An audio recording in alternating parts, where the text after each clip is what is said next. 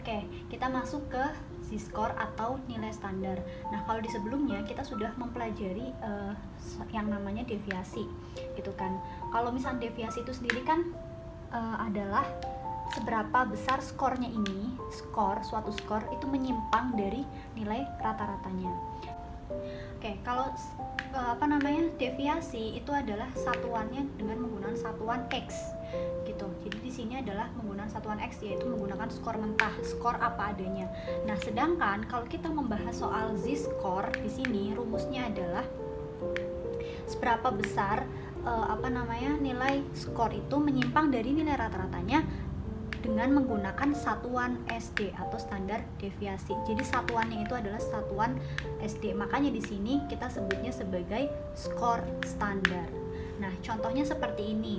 Misalkan di suatu kelas yang siswanya itu ada 20 anak, Ali mendapatkan ada 2 nilai matematika dalam mata pelajaran matematika dan bahasa Inggris.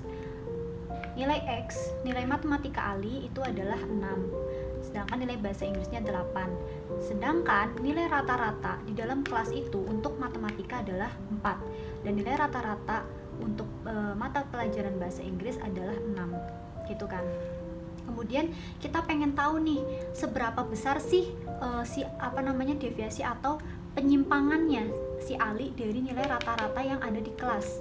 Nah, kita masukkan ke sini rumusnya, yaitu rumusnya adalah X dikurangin rata atau min, yaitu berarti X-nya si matematika ini 6 dikurangi rata-ratanya adalah 4 sama dengan 2. Nah, kemudian nilai bahasa Inggrisnya Ali di sini juga dikurangin juga 8, X-nya dikurangi rata-ratanya 6 sama dengan 2. Nah, setelah itu berarti kan di sini kita bisa melihat bahwa di awal kita sudah berasumsi bahwa nilai matematika Ali dan juga dibandingkan dengan nilai bahasa Inggris ternyata lebih tinggi nilai bahasa Inggris. Maka kita akan berasumsi bahwa Ali lebih baik prestasi di mata pelajaran bahasa Inggris dibandingkan di mata pelajaran matematika.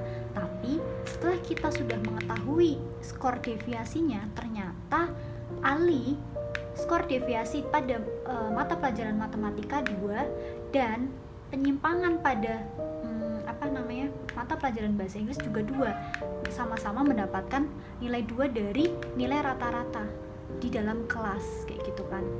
Oke, sekarang kita lanjut. Itu untuk skor deviasi. Kemudian kita misalkan di sini saya memisalkan skor SD-nya untuk matematika adalah 1,5. Kemudian skor SD untuk bahasa Inggris adalah 2. Nah, kalau misalkan sudah seperti ini, kita kan bisa masukkan ke dalam rumus Z-score. Kita masukkan dulu untuk yang matematika. Yang matematika berarti rumusnya nih ini bukan rata-rata.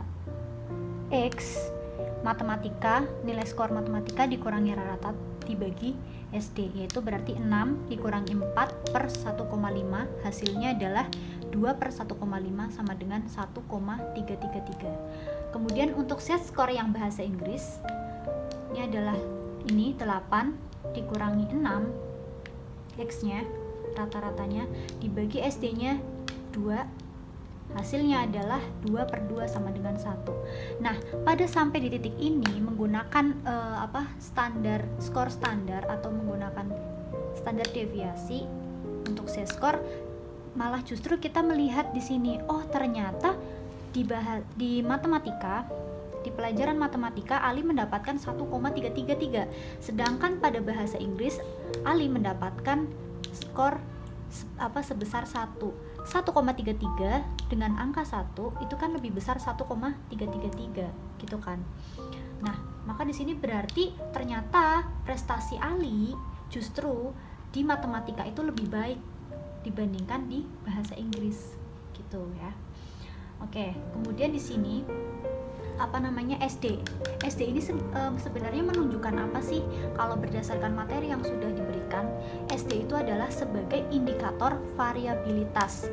Jadi seberapa bervariasinya suatu nilai atau skor itu di dalam misalkan di matematika kayak gitu ada berapa variabilitas nilai-nilai untuk 20 anak siswanya. Oke, jadi kesimpulannya adalah berarti di kelas Ali yang ada 20 anak itu variabilitas nilai bahasa Inggrisnya itu lebih besar dibandingkan variabilitas nilai matematikanya. Jadi intinya kegunaan Z-score di sini adalah untuk digunakan untuk mengetahui perbandingan dari nilai yang memiliki variabilitas yang berbeda. Misalkan bahasa Inggris dengan matematika itu variabilitasnya kan berbeda. Nah, kita tuh pengen tahu gitu perbandingannya seperti apa.